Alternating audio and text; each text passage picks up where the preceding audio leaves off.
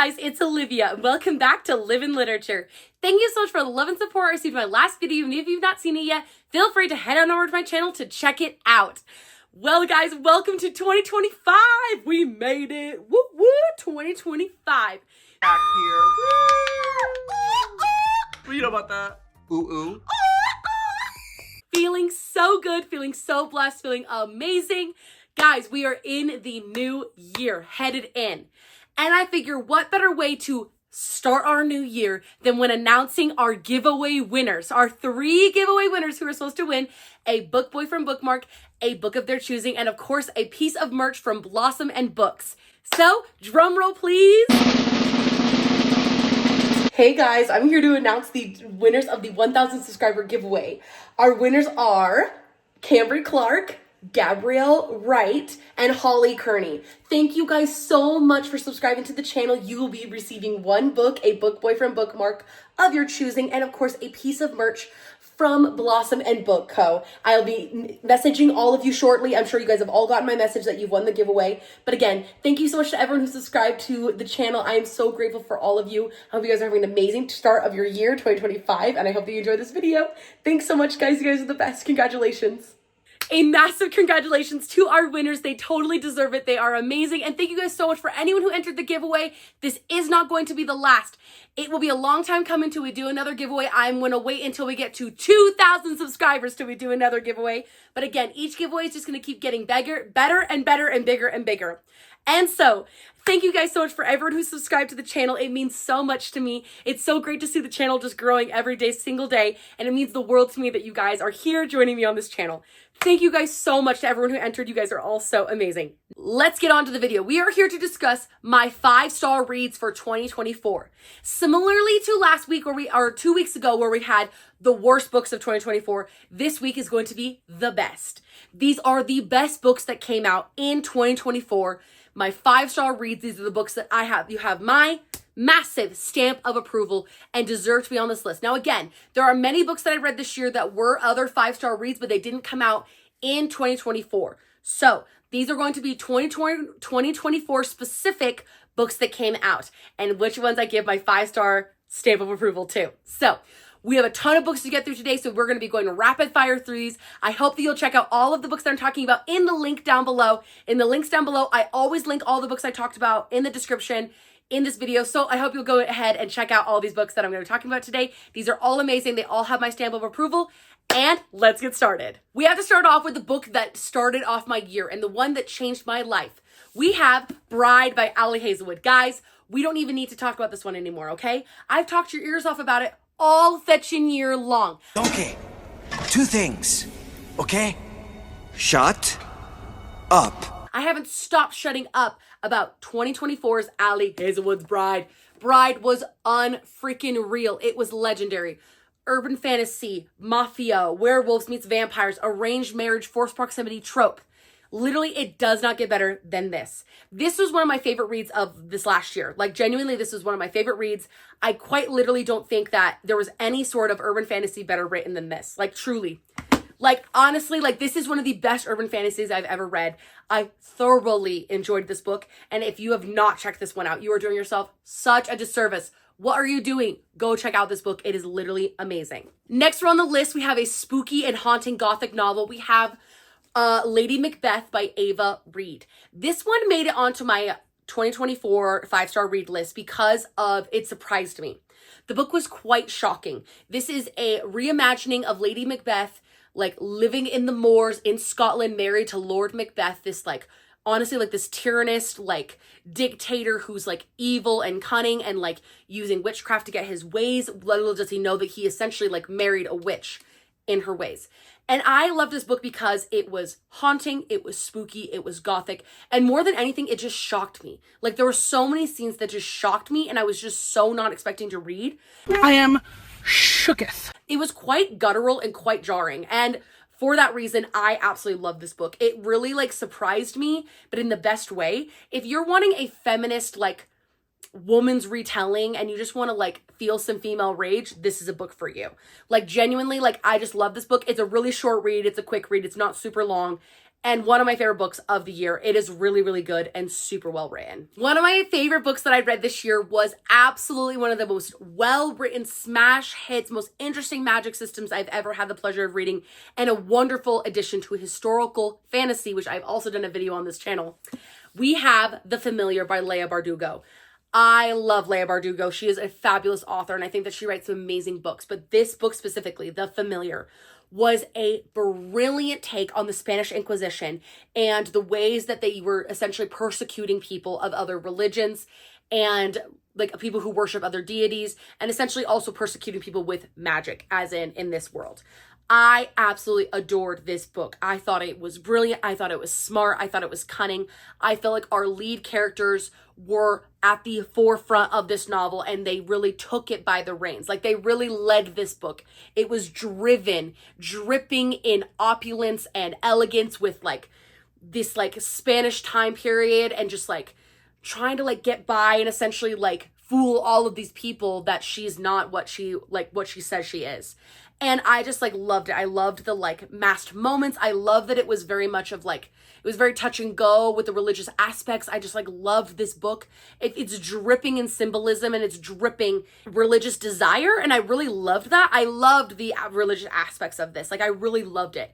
And I thought that it was so brilliant, essentially like touching into your inner self of like who you are and what it means to like stand up for your beliefs and stand up for who you are like as a person, no matter what you believe in.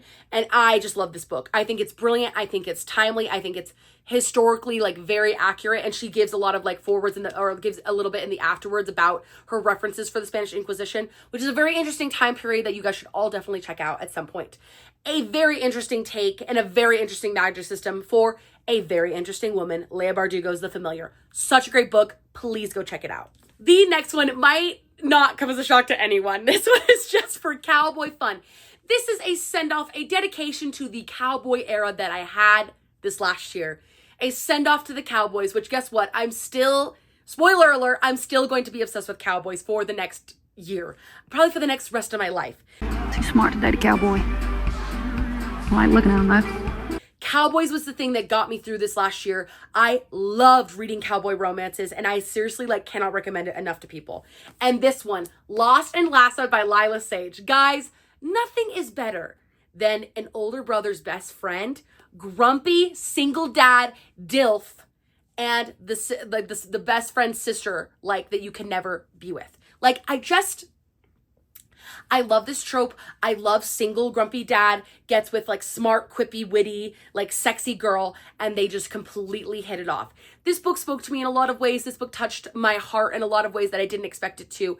Yes, of course, it's very silly and very cutesy. It's like literally like you know exactly what you're getting when you read it. It's a little bit of cowboy smut. And guess what? It's delicious. It's yummalina. Try the gray stuff. It's delicious. I'm reading this all day, every day, for the rest of my life. I loved this book. I thought it was darling. I thought it was wonderful. And it is totally a 5-star read for Miss Lyla Sage. Next, moving on to one of my absolute most favorite books that I read this year. One that needs no introduction. We have Fantasma by Kaylie Smith. Guys, I am so excited because in February, the second book comes out in this series. And technically it's not a duology. It's just like a separate side story about Ophelia's sister.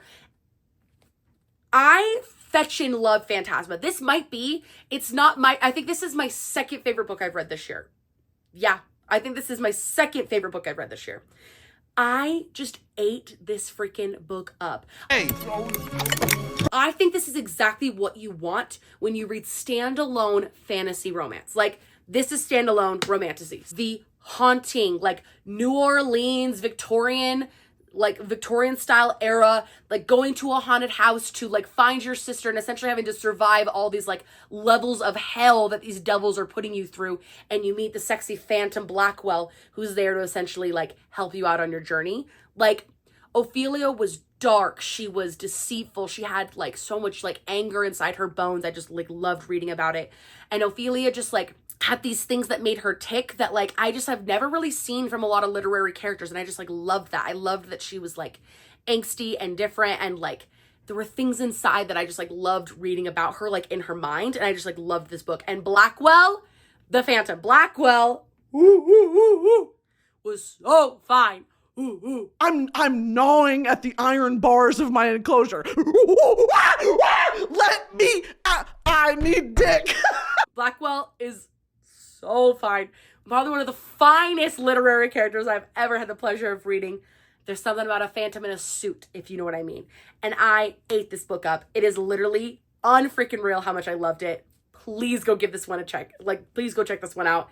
It is more than worth your time. The next one that I want to talk about is a book that needs no introduction. It was the smash hit for 2023 of What the River Knows. We had the conclusion to the duology, Where the Library Hides by Isabel Ibanez. Guys, Where the Library Hides conclusion. This is exactly what you want it to be. It was dainty, it was sweet, it was a YA meets the Mummy, Egyptian archaeologist, like grand slam adventure. I loved this book. Now, I will say one thing. I did see the plot twist coming from a literal mile away. It was the most obvious plot twist of all time. But I'll be honest, I was so invested in the story that I truly did not care. Like, honestly, I didn't.